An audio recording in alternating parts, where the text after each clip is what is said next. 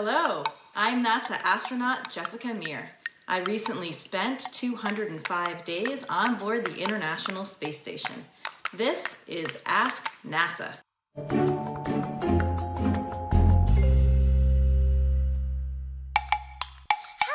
my name is Sana. When people practice to be astronauts, how do they practice? You can't just pull away gravity from a place. No, you can't because it's invisible. You can't see it. So how do they practice? Well, Santa, that is a great question. It is something that all of the NASA engineers and personnel have been perfecting on the ground for us in order to train us effectively as astronauts. We do it underwater in a really big pool called the Neutral Buoyancy Lab. Underwater, we can mimic some of those effects. We can maintain what we call neutral buoyancy, where we don't float up and we don't sink down. We also have an entire replica of the International Space Station where we can learn and train in the inside of the space station. It was really interesting for a launch because we have spent so many hours training and learning how to fly the spacecraft. I actually had to remind myself, wow, this is real this time. So it was incredibly exciting to finally start feeling those things. You could feel the engines ignite and you can feel the acceleration on your body. And then after only about 8 minutes, you're suddenly weightless. And then you would realize, okay, this is real. This one's going to actually carry me to space. We are able to bring a few items with us, some personal items that you want to support throughout your mission. One of the things that I brought was my piccolo.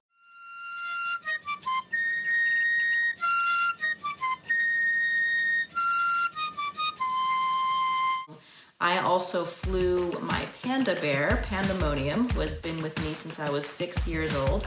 He's been to the Antarctic, he's been traveling all around the planet, and now he's also been to space. So for me, my schedule, I was able to maintain about the same number of hours. Some people sleep much better in space than they do on Earth because they don't have things like sore knees or backs. Without gravity pushing down on you, what we have is a sleeping bag, and we have that up against one of the walls, and it's strapped to one of the walls so that you can kind of keep yourself in position. I would zip myself in the sleeping bag, and I also had a little belt that I wrapped around the middle, and I could put my arms down and try to keep them down sometimes. Sometimes I actually slept with my arms up over my head like that. Usually people like to secure themselves a little bit so you're not just kind of free floating everywhere and then kind of waking yourself up. Just like everything else, going to the bathroom in space is something that you have to get used to. One of the best things is to get training from all of your crewmates that have already been up there and already used to using everything like the toilet. And how that works, we actually use like a vacuum system. So imagine if you have a vacuum cleaner and you're sucking things down. We turn on a big fan, and so that's pulling everything down into the toilet. We have a long funnel that we use to collect all of the urine. And then there's another seat that you can sit on, again, with that fan pulling things through to collect everything and keep it contained, which of course is the most important part on the space station. You don't want to have everything floating around. And it was really interesting for me in the beginning, in those first few days, your body is sensing things differently too without gravity. You know, everything, including your internal organs, everything is kind of lifted up. And so some of those pressure sensors that give you that feeling that you need to go to the bathroom, that feeling of fullness in your bladder, that takes a little bit of time to adjust to space as well. So we're actually getting a new toilet on board the International Space Station. This new toilet is going to be a little bit easier to use for both men and women. Of course, there are some anatomical differences, and some of the earlier versions didn't take into account everything equally kind of for both men and women. So this one should be a little bit easier to use for everybody. It'll also increase the capacity. We'll have another toilet on board the space station. We can continue to test and refine these technologies that will be used on the future in the Orion spacecraft when astronauts return to the moon. Most female astronauts actually suppress their menstrual cycle when we go on our space missions, just to make things a little bit more convenient. It certainly is not a requirement. All of those functions can go exactly as they do down on Earth. We have supplies up there as needed, and we can accommodate it with all of the hardware that we have for the toilet. To wash our hair, we take a drink bag, just like the normal drink bags we use. So I'll get my hair nice and wet, and you have to just take that water and get it touch right up to your hair so that it sticks under your hair, and then you'll rinse it all around, apply your shampoo, rinse it again, and then towel it off. It's pretty similar to washing your hair on the ground. The food that we eat on the International Space Station is delicious these days. It's really not that kind of freeze-dried ice cream thing that people have this idea that we eat. We have an entire lab at the NASA Johnson Space Center that is always developing new and delicious foods.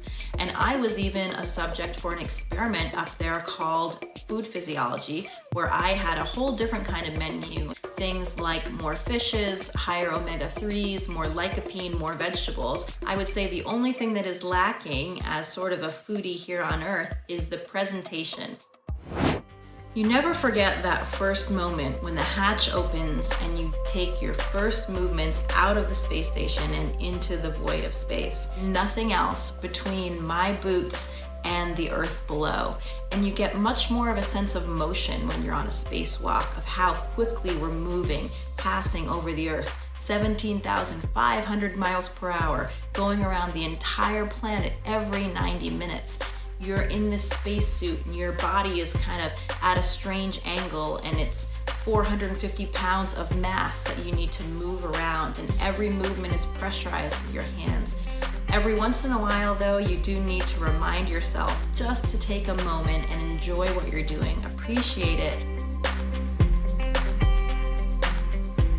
Christina and I both felt so privileged to have had any type of role in that historic event. And for us, I think it was the most important, not for our personal achievements, but really for the generations of women and minorities that were pushing the envelope when we didn't have a seat at the table. But that day, so many people were watching and so many people were excited. People of all ages, young girls, young boys too. And one of the things that it brought to mind was that anybody can accomplish their dream. No matter who we are, what we look like, or what our background is, those possibilities are open to everybody. Do you have a question for NASA? Write to us or send in your video using the hashtag AskNASA. For more episodes of Ask NASA, click the playlist.